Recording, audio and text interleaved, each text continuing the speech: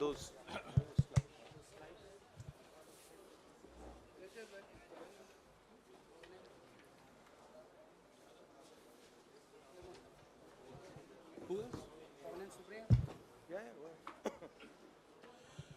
नमस्कार साथियों, इस विशेष प्रेस वार्ता में आप सभी का स्वागत है।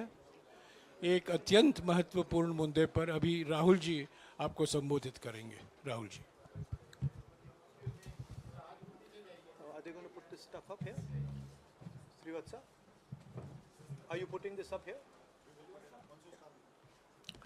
नमस्कार, कैसे हैं? आप थोड़े शेल शॉक्ड लग रहे हो। ये कांग्रेस पार्टी ने क्या कर दिया, कैसे कर दिया? हाँ, अच्छा इसी के कारण है ये। अच्छा ज्यादा लोग आ गए। Okay okay. नहीं देखिए, आज हम बड़ी इंपॉर्टेंट चीज के बारे में आपको कहना चाहते हैं। पहली बार हमने नोट किया कि चुनाव के समय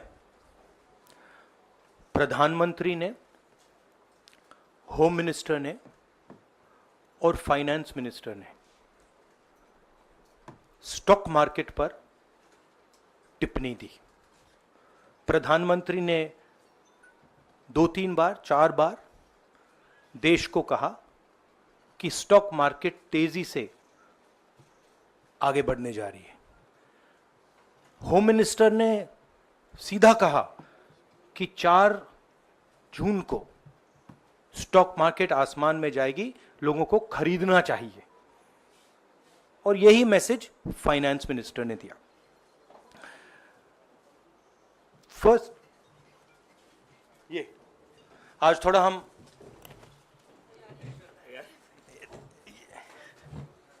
तो ये क्रोनोलॉजी है। अमित शाह कहते हैं बाय शेयर्स बिफोर 4 जून। 19 में नरेंद्र मोदी जी कहते हैं stock market will break records on June 4। फिर 28 मई को रिपीट करते हैं। 1 जून मीडिया झूठे एग्जिट पोल रिलीज करती है। बीजेपी का ऑफिशियल जो इंटरनल सर्वे था वो उनको 220 सीट दे रहा था। तो ये इंफॉर्मेशन बीजेपी के लीडर्स के पास था। इंटेलिजेंस एजेंसीज ने 200 और 220 के बीच में सरकार को बताया था कि उनकी सीट्स आ रही हैं।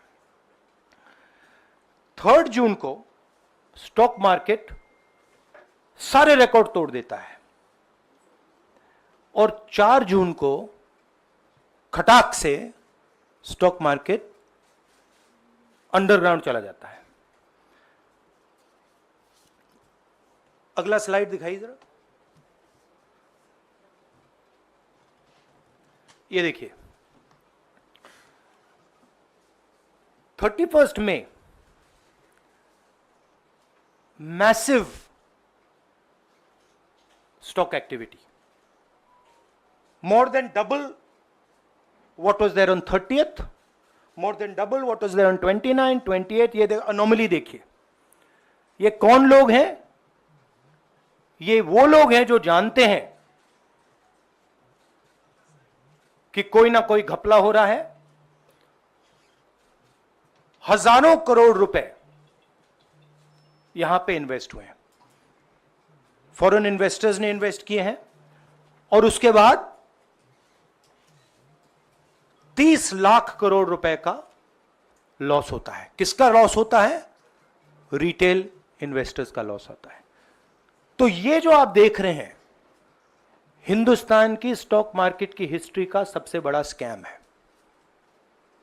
और इसके बारे में हम कुछ सवाल पूछना चाहते हैं। पहला सवाल, why did PM and HM give specific investment advice to the 5 crore families investing in the stock market? Is it their job to give investment advice? Second, why both interviews were given to the same media house owned by the same business group, which is also under SEBI investigation for manipulating stock market. Third, what is the connection between the BJP, the fake exit pollsters, and the dubious foreign investors who invested one day before the exit polls were announced and made a huge profit at the cost of 5 crore families? We demand a JPC into this. We are absolutely convinced that this is a scam. Somebody has made thousands of crores of rupees at the cost of Indian retail investors, and the Prime Minister and the Home Minister have given an indication to buy. And this is a criminal act. So we demand today a joint parliamentary committee to investigate this.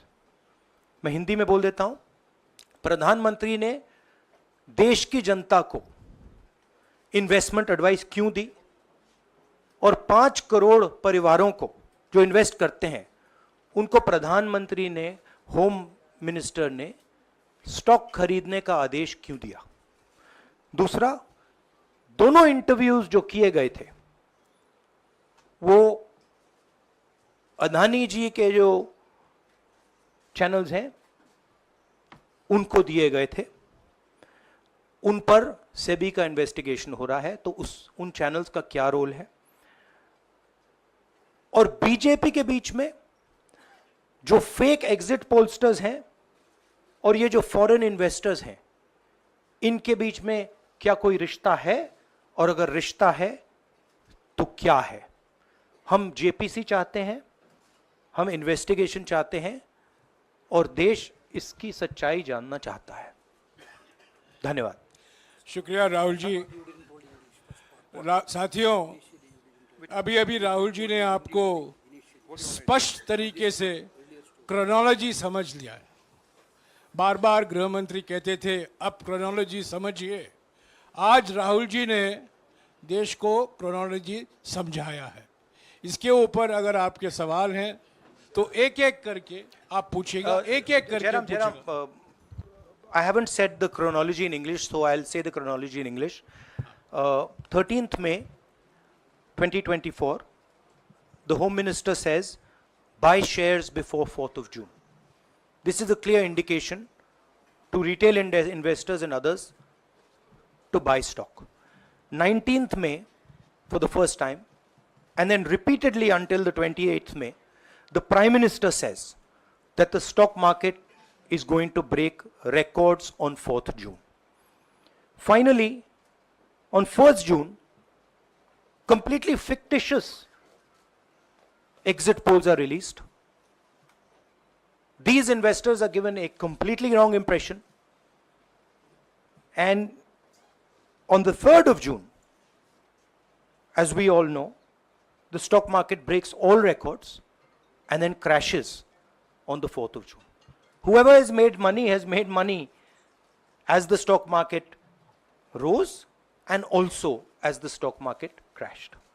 And we are interested in having a joint parliamentary committee, a JPC, to investigate the role of the Prime Minister, the role of the Home Minister, role of BJP members, and also those people who have done these fake exit polls. And finally, we want to understand who are the people, these foreign investors, who did these trades. So we want an investigation for that. शुक्रिया राहुल जी। हाँ संजय। राहुल जी, इससे पहले भी आपने Adani issue पे JPC पिछली लोकसभा में मांग की थी, तो क्या आप चाहेंगे कि ये इशू और हिंडनबर्ग इशू दोनों कंबाइन हो और दोनों की जांच हो? ये जो इशू है, this is a broader issue than just the Adani issue. It is connected to the Adani issue, but this is a much broader issue. This is directly the Prime Minister of India, Home Minister, who are privy to data on actual election results, who have IB reports, who have their own data, who are advising retail investors to buy stock on the floor. This has never happened before. And by the way, the Prime Minister has never commented on stock market before this. This is the first time the Prime Minister has commented, very interestingly, and multiple times, one after the other, saying that stock market is going to boom, stock market is going to boom, stock market is going to boom. And at the same time, he has information that the exit polls are wrong. He has information that he knows what is going to happen because he has IB data and he also has his own party data. हाँ जी Ravi.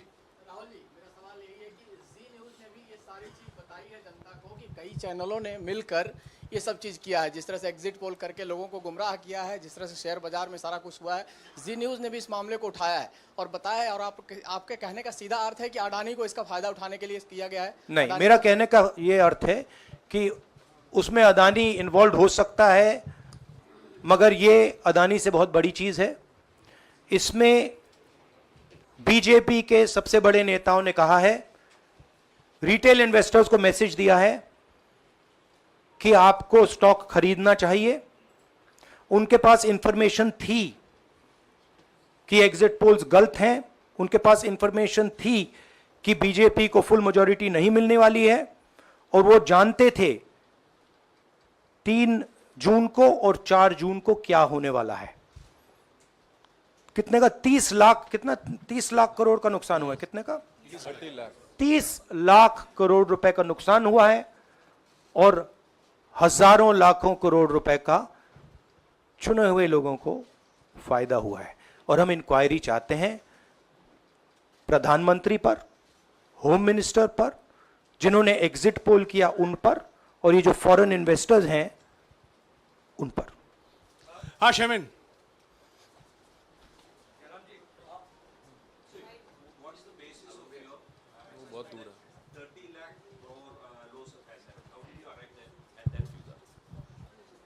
Do you want to explain? This is based on the value, market value of all the companies the day before the results came, and the market value of the stock market of all the companies at the end of the day on results. हाँ संजीव, एक minute Sanjeev. Rahul ji, you've talked about, are you alleging the involvement of the Prime Minister and the Home Minister? Yes. And whose money is it? Yes, Are you that saying is it what I their am money? saying. I am saying that people very high up in the BJP have carried out this scam. I am saying they had partners who carried out these exit polls. We would like to know if these exit polls were actually carried out, if people were actually sent out, and we'd also like to know the methodology of these polls. We'd like to understand who these investors are. We have some sense of who these investors are. So we are not just speaking out of the air. We are confident that if an investigation is done, interesting things will be revealed. And we think the Prime Minister and Home Minister are directly involved in this. हाँ Siddharth. Companies की भी आपको लगता है जांच होनी चाहिए जिनके शेयर बहुत अप गए, जिनके सबसे ज्यादा शेयर खरीदे गए और जिनके शेयर उसके बाद में बीच में बेचे भी गए, तो उन कंपनीज का भी को भी इस दायरे में आना चाहिए, आपको लगता है? हमारा कहना है कि यहाँ पे बड़ा क्लियर है कि स्कैम हुआ है। प्रधानमंत्री ने डायरेक्टली कहा है, होम मिनिस्टर ने डायरेक्टली कहा है, इंडिकेट किया है जनता को कि स्टॉक मार्केट ऊपर जाएगी। होम मिनिस्टर ने तो साफ कह दिया कि खरीदना चाहिए, और जब प्राइम मिनिस्टर और होम मिनिस्टर और फाइनेंस मिनिस्टर ऐसी बात करते हैं तो उसका रिएक्शन आता है, लोग उसको बिलीव करते हैं। तो बिल्कुल क्लियर है कि इन 3 लोगों ने कहा है, यह भी क्लियर है कि इनको मालूम था कि रिजल्ट 400 का नहीं है, 300 का भी नहीं है। तो ये हम पता लगाना चाहते हैं, उसमें आप जो कह रहे हो वो भी शामिल है। राहुल जी, ब्रह्म प्रकाश दुबे, इंडिया डेली लाइव से। मेरा सवाल यह है कि जो आपने बताया है इतना बड़ा स्कैम है, पहले भी आपने कई मामले उठाए हैं, जेपीसी की मांग पहले नहीं मांगी गई है, तो क्या आपने कहा ये आपराधिक मामला है, क्या कोर्ट में जाएंगे या पुलिस में शिकायत दर्ज करेंगे, क्योंकि आप कह रहे हैं बहुत बड़ा घोटाला है ये? नहीं भैया, मैंने अभी आपको में शिकायत दर्ज करेंगे क्योंकि आप कह रहे हैं बहुत बड़ा घोटाला है ये? नहीं भैया, मैंने अभी आपको बोला हम जेपीसी डिमांड कर रहे हैं, इन्वेस्टिगेशन डिमांड कर अगर रहे नहीं हैं। मांगते तो पुलिस में, कोर्ट में जाएंगे? जो भी करना है करेंगे, बट हम आपको ये इन्फॉर्मेशन दे रहे हैं कि ये जो हुआ है ये नॉर्मल चीज नहीं है। इसमें प्रधानमंत्री ने इंडिकेशन दिया है, होम मिनिस्टर ने इंडिकेशन दिया है, फाइनेंस मिनिस्टर ने इंडिकेशन दिया है, अदानी जी के चैनल्स के थ्रू इंटरव्यूज किए हैं, और फाइनली लोगों ने इन्वेस्ट किया है, लोगों ने फाइनेंशियल एक्शन लिया है, कंपनीज ने शेयर खरीदे हैं। इसी विषय पर, एक मिनट, इसी विषय पर, इस स्टॉक मार्केट घोटाले पर ही हम सवाल ले रहे हैं। मौसमी, इसी विषय पर कीजिएगा बस। एक मिनट, आ रहा हूँ यार, एक मिनट, राहुल जी, एक करके आ रहा हूँ यार। राहुल जी, हम लोग ने पहले भी देखा है कि आप लोग ने कई बारी जब सेशन होता है तो सत्ता पक्ष और विपक्ष आमने सामने होता है, जेपीसी की मांग होती है और सेशन पे सेशन वॉश आउट हो जाते हैं और जनता का पैसा वेस्ट होता है। तो क्या आपको ये तो लगता है बीजेपी की लाइन है। तो क्या नहीं, मतलब जनता का पैसा के सेशन वाटर आप ऐसी टी शर्ट ले लो ना एक, मैं आपको दे दूंगा, जरूरत नहीं है। उनका वो सिंबल दे दूंगा आपको, ये राहुल उनकी जी, लाइन है। सवाल आपको पसंद नहीं आए वो अलग बात है, पर आपको किसी नहीं, के सवाल इस मुझे तरह से बहुत पसंद आ रहा है। इस तरह से उंगली उठाने की जरूरत नहीं है। आप चेक बहुत अच्छा लग रहा है, बोलिए। बीजेपी का बैच पहनने की आप जरूरत सवाल नहीं। पूछे ना, सवाल नहीं, आपको भी जयराम साहब ये बोलना चाहिए, नहीं, सवाल गलत पूछे, बात है। सवाल पूछे। मेरा बस ये सवाल था कि जेपीसी की मांग पे कई बारी कामकाज ठप हो जाता है, तो क्या आपको लगता है कोई और भी राह आप लोग सड़क की राह इख्तियार कर सकते हैं, क्योंकि ये आम आदमी का पैसा है। हम जनता को एक रियलिटी बता रहे हैं कि यहाँ पे क्लियरली एक स्कैम हुआ है। यहाँ पे प्राइम मिनिस्टर ने इंडिकेट किया है, यहाँ पे होम मिनिस्टर ने इंडिकेट किया है, यहाँ पे फाइनेंस मिनिस्टर ने इंडिकेट किया है। नॉर्मली बीजेपी की ये पोजीशन होती है कि जब भी हम कोई मुद्दा उठाते हैं तो हम पार्लियामेंट का टाइम वेस्ट कर रहे हैं। वही पोजीशन आपने अपनाई है, इसलिए मैंने आपसे कहा कि देखिए आप बीजेपी की पोजीशन ले रही हैं। रियलिटी, एक सेकंड, रियलिटी ये है कि हम जेपीसी करवाएंगे। अब ऑपोजिशन में बहुत ज्यादा ताकत है, बहुत ज्यादा स्ट्रेंथ है, और पूरा जो पार्लियामेंट की सिचुएशन है वो बदल गई है। हाँ जयेंद्र, राहुल जी, जेपीसी की मांग जो आपने की है वो तो पार्लियामेंट सेशन में होगी, लेकिन ये जो आम निवेशक हैं देश भर के जिनका 30 लाख करोड़ डूबा है, उनमें कर्नाटक के, तेलंगाना के, हिमाचल के भी लोग होंगे। तीनों राज्यों में आपकी सरकार है, क्या राज्य की जो जांच एजेंसी है उसके जरिए आप जो उन राज्यों के निवेशकों का कम से कम पैसा डूबा है, ये जो आप पूरे नेक्सस की बात आप कर रहे हैं, गुमराह करने की बात कर रहे हैं, क्या वहां से कोई इसके बारे में कार्रवाई की हम उम्मीद कर सोचा जा सकता है, सोचा जा सकता है, बट ऐसी चीज के लिए शायद जेपीसी सही औजार होगा। हाँ Ranjita, last question, Ranjita, okay, Mohit is asked, Ranjita यार आप पूछते रहे। मोहित चलो। आपको ऐसे सर मैं इज अपसेट सर मैं मोहित आपने चमत्कार किया, पूछ लीजिए। सर मैं मोहित हूँ न्यूज नेशन से। नहीं, जानता हूँ। सर लगातार पिछले घोटालों में भी आपने जेपीसी की बात की थी, आपने हर जांच की बात की, और ये एक बड़ा घोटाला सामने आया, इसमें भी आप जेपीसी की मांग कर रहे हैं। कितनी उम्मीद है कि लोग जेपीसी की ये लागू करेंगे? आपको क्या लगता है कि ये जेपीसी लागू करने वाले, अगर नहीं करेंगे फिर क्या करेंगे आप लोग? नहीं, हम प्रेशर लगाएंगे, डालेंगे, बट मुझे लगता है कि जो पहले राजनीतिक सिचुएशन थी, जिस इम्प्यूनिटी के साथ प्रधानमंत्री पहले काम करते थे, मुझे लगता है वो अब खत्म हो गया है, तो दूसरा नतीजा आएगा। राहुल जी, ये आखिरी है क्या और दो लेंगे? ये आखिरी है, आखिरी नहीं, आखिरी हो गया, इन्होंने कह दिया आखिरी। ओके रंजीता।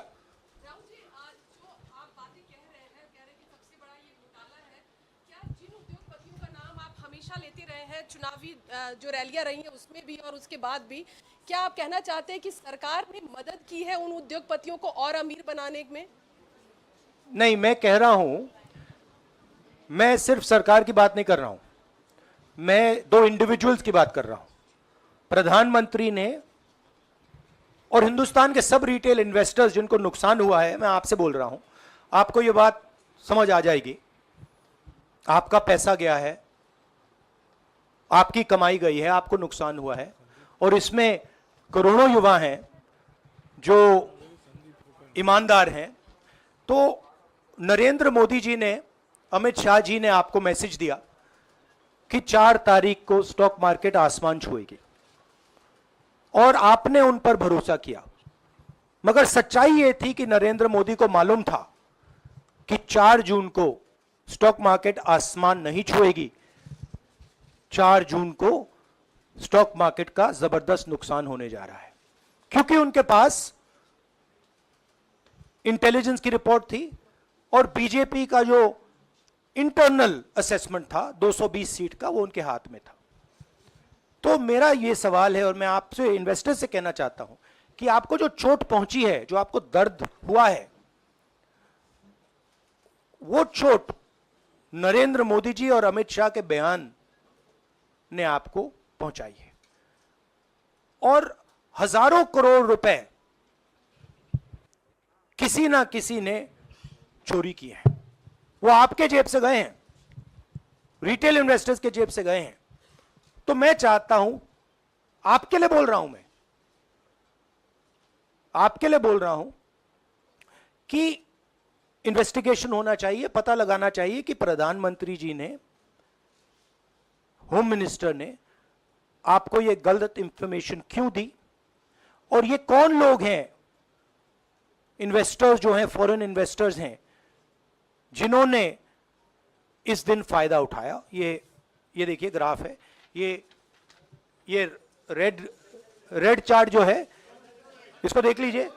ये नॉर्मल ट्रेडिंग है, ये नॉर्मल ट्रेडिंग है, ये ग्रे वाली नॉर्मल ट्रेडिंग है, और ये जो ट्रेडिंग है ये अबनॉर्मल ट्रेडिंग है, ये 2-3 गुना है, और फिर ये हुआ है नुकसान। तो ये नरेंद्र मोदी जी और अमित शाह से मैं पूछ रहा हूं कि आप में इसमें आपका क्या रोल था, और रिटेल इन्वेस्टर्स के लिए पूछ रहा हूं, आपकी मदद के लिए, आपकी मदद करने के लिए पूछ रहा हूं, और इन्वेस्टिगेशन होगा तो आपके लिए होगा। धन्यवाद, शुक्रिया। Thank you.